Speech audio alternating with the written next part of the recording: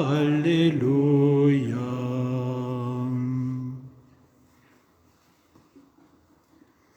Le Seigneur soit avec vous. Et avec votre esprit. Évangile de Jésus-Christ selon saint Luc. Gloire à toi, Seigneur. En ce temps-là, Jésus disait à ses disciples, « Moi je vous le dis, faites-vous des amis avec l'argent malhonnête, afin que, le jour où il ne sera plus là, ces amis vous accueillent dans les demeures éternelles. Celui qui est digne de confiance dans la moindre chose est digne de confiance aussi dans une grande. Celui qui est malhonnête dans la moindre chose est malhonnête aussi dans une grande. Si vous n'avez pas été digne de confiance pour l'argent malhonnête, qui vous confiera le bien véritable? Et si, pour ce qui est à autrui, vous n'avez pas été digne de confiance, ce qui vous revient, qui vous le donnera? Aucun domestique ne peut servir deux maîtres. Ou bien il haïra l'un et aimera l'autre, ou bien il s'attachera à l'un et méprisera l'autre. Vous ne pouvez pas servir à la fois Dieu et l'argent. » Quand ils entendaient tout cela, les pharisiens, eux qui aimaient l'argent, tournaient Jésus en dérision. Il leur dit alors, « Vous êtes de ceux qui se font passer pour justes aux yeux des gens, mais Dieu connaît vos cœurs. En effet, ce qui est prestigieux pour les gens est une chose abominable aux yeux de Dieu. » Acclamons la parole de Dieu. Louange à toi, Seigneur Jésus.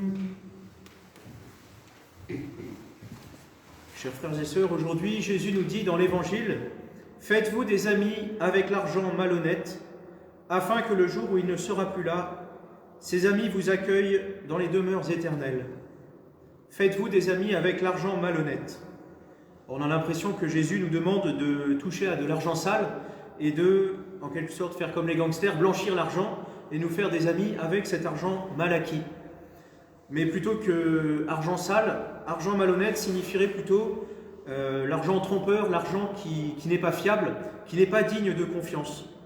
En effet, Jésus nous rappelle ici, dans cet évangile, que l'argent est une réalité dont nous avons besoin pour vivre. Nous ne pouvons pas vivre sans argent. C'est quelque chose de nécessaire pour nous, mais cet argent ne doit pas prendre la première place dans notre vie. L'argent doit être à notre service et non pas nous-mêmes au service de l'argent. Et donc c'est pour ça que Jésus dit « Aucun domestique ne peut servir deux maîtres, ou bien il haïra l'un et aimera l'autre, ou bien il s'attachera à l'un et méprisera l'autre. Vous ne pouvez pas servir à la fois Dieu et l'argent. » Si nous nous mettons au service de l'argent, ça veut dire si l'argent est quelque chose qui nous préoccupe trop, alors ça peut être l'argent ou ça peut être les possessions matérielles, plus nous avons de biens, plus nous accumulons de richesses, et bien plus c'est un souci parce qu'il faut entretenir ces richesses, et tout le temps que nous passons à entretenir ce patrimoine, et bien tout ce temps que nous passons à entretenir ce patrimoine, à gérer nos richesses, c'est du temps que nous passons en moins, que nous avons de moins disponible pour Dieu. Et donc l'argent parfois peut accaparer toute notre attention dans notre vie, surtout si nous avons de grands biens, au point de nous détourner de Dieu. Vous ne pouvez pas servir à la fois Dieu et l'argent. Alors on peut très bien avoir de grands biens et en même temps être libre vis-à-vis de l'argent. Il y a des gens qui sont très riches et qui pourtant ont une vie chrétienne authentique, qui peuvent vivre aussi modestement, de manière très frugale, malgré leur grande richesse. Et on peut être aussi pauvre et en même temps très attaché à l'argent. Ne pas être libre vis-à-vis de cette réalité. Donc c'est un équilibre assez subtil. L'argent doit être à notre service et non pas nous au service de l'argent. L'argent est quelque chose de trompeur. L'argent malhonnête, il n'est pas digne de confiance parce que nous pouvons aussi nous retrouver du jour au lendemain sur la paille, privés de, il peut y avoir une crise qui passe et tout ce que nous avons disparaît. L'argent n'est pas quelque chose de sûr, n'est pas une valeur sûre. Mais Dieu est la valeur sûre de notre vie.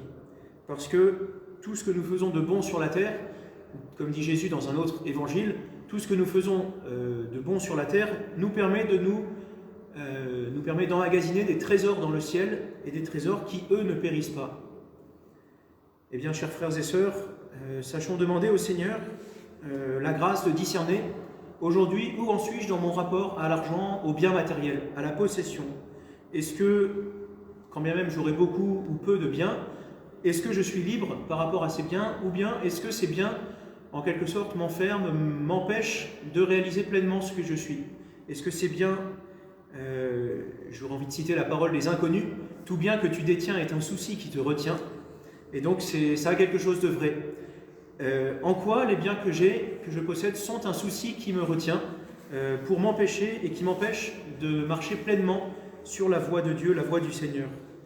Eh bien, sachons demander au Seigneur, non pas forcément de tout donner pour être libre, mais d'acquérir une certaine liberté par rapport à tous ces biens pour être pleinement disponible au service de Dieu, et que l'argent reste à notre service et uniquement à notre service. Amen.